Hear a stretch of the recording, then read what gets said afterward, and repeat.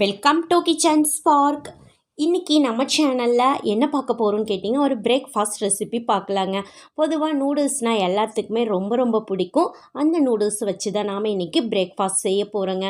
அதில் கொஞ்சம் ஹெல்த்தியாக நாம் கோதுமை மாவெல்லாம் ஆட் பண்ணி செய்கிறதுனால எல்லாருமே நல்லா விரும்பி சாப்பிடுவாங்க. இதுக்கு பொதுவாக சைடிஷே அவசியம் இல்லைங்க, அப்படியே சாப்பிட்லாம். ரொம்ப ரொம்ப சூப்பராக இருக்கும். ஸோ இந்த நூடுல்ஸ் வச்சு இன்றைக்கி பிரேக்ஃபாஸ்ட்டே எப்படி செய்யலான்னு பார்க்கலாம். அதுக்கு முன்னாடி இன்னும் நீங்கள் நம்ம சேனலை சப்ஸ்கிரைப் பண்ணலைன்னா சப்ஸ்கிரைப் பண்ணிடுங்க. அப்படியே பக்கத்தில் இருக்கிற பெல்லைக்கானை கிளிக் பண்ணிவிடுங்க.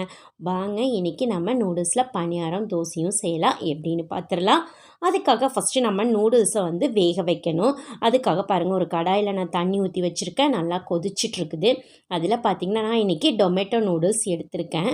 அது பாருங்கள், நல்லா வேக வச்சுக்கலாம். ஆல்ரெடி பார்த்திங்கன்னா இதில் உப்பு போட்டிருப்பாங்க. ஒரு 10 மினிட்ஸ் நம்ம குக் பண்ணால் போதும். பாருங்கள், ஒரு 10 மினிட்ஸ் நல்லா குக் ஆகிடுச்சு. தண்ணியை வடித்து நம்ம எடுத்து வச்சுக்கலாம். இருக்கட்டும். நெக்ஸ்ட்டு பார்த்திங்கன்னா நம்ம ஒரு மிக்சிங் பவுலில் 1 கப் அளவுக்கு நம்ம கோதுமை மாவு எடுத்துக்கலாங்க. அதில் 2 டேபிள் ஸ்பூன் அளவுக்கு மைதா ஆட் பண்ணிக்கலாம். தேவையான அளவு உப்பு ஆட் பண்ணிவிட்டு 1 டீஸ்பூன் அளவுக்கு ஜீரகத்தூளுங்க, நல்லா வாசனையாக இருக்கும் உங்களுக்கு. 1 டீஸ்பூன் அளவுக்கு காரத்துக்கேற்ப மிளகாத்தூளும் ஆட் பண்ணிவிட்டு தண்ணி ஊற்றி மாவு கொஞ்சம் திக்காக நம்ம மிக்ஸ் பண்ணிக்கணும். பாருங்கள், கட்டிகள் எதுவும் இல்லாமல் நம்ம மிக்ஸ் பண்ணிக்கலாம். தோசை மாவோட கொஞ்சம் நம்மளுக்கு திக்காக இருக்கணும் மாவு. பாருங்கள், கட்டிகள் எல்லாம் மிக்ஸ் பண்ணியாச்சு. நல்லா நறுக்குன கொத்தமல்லி எல்லாம் ஆட் பண்ணிக்கலாம். பொடியாக கட் பண்ணிக்கணும். 2 தக்காளி அதே மாதிரி பொடியாக கட் பண்ணிக்கணும். அதுக்கப்புறம் 2 பெரிய வெங்காயங்க, அதுவும் நல்லா பொடியாக கட் பண்ணிவிட்டு அதை ஆட் பண்ணி நல்லா மிக்ஸ் பண்ணிக்கலாம். பாருங்கள், நல்லா மிக்ஸ் ஆகிடுச்சு. இந்த டைமில் நம்ம வேக வச்சு தண்ணியை நம்ம சுத்தமாக வடித்து எடுத்துடணுங்க. அதுக்கப்புறம் நம்ம நூடுல்ஸை ஆட் பண்ணிக்கலாம்.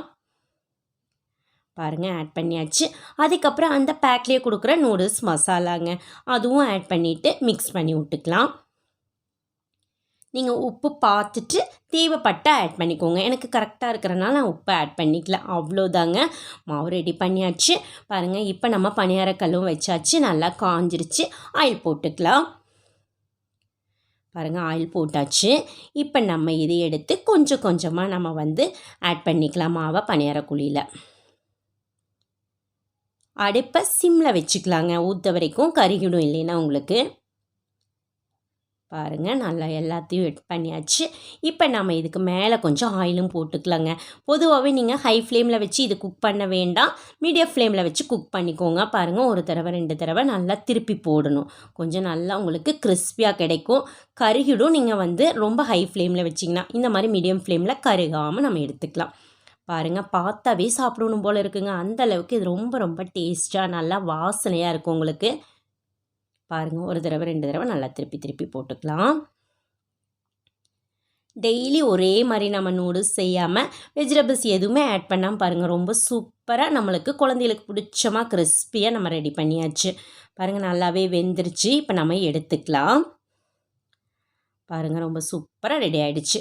அதே மாதிரி நம்ம இன்னொரு பேட்ச் ஊற்றிக்கலாம். கொஞ்சம் இந்த மாதிரி திக்காக இருந்தால் தான் உங்களுக்கு பணியாரம் நல்லா வரும். பாருங்கள், இப்போ நல்லா 1 தடவை 2 தடவை நல்லா திருப்பி போட்டுக்கலாம். கொஞ்சம் ஆயில் எடுத்துக்கோங்க, அப்போ தான் கொஞ்சம் நல்லா வெந்து கிடைக்கும் உங்களுக்கு. அவ்வளோதாங்க, நம்ம இப்போ இதையும் எடுத்துக்கலாம். இருக்கட்டும். நெக்ஸ்ட்டு பாருங்கள், நான் ஒரு பேன் வச்சுருக்கிறேன். அதில் கொஞ்சம் ஆயில் ஆட் பண்ணிவிட்டு நம்ம தோசை மாதிரியும் சுட்டு எடுத்துக்கலாம். பாருங்கள், அதுவும் செஞ்சு பார்க்கலாம். பாருங்கள், இந்த மாதிரி நல்லா ஆட் பண்ணிவிட்டு கொஞ்சம் மேலே ஆயில் போட்டு விட்டுறலாம். கொஞ்சம் வெந்ததுக்கப்புறம் இப்போ நீங்கள் அடுப்பை பார்த்திங்கன்னா மீடியம் ஃப்ளேமில் தான் இருக்கணும். பாருங்கள், ரொம்ப சூப்பராக நல்லா கலர்ஃபுல்லாக நம்மளுக்கு நூடுல்ஸில் தோசையும் ரெடி ஆகிடுச்சுங்க.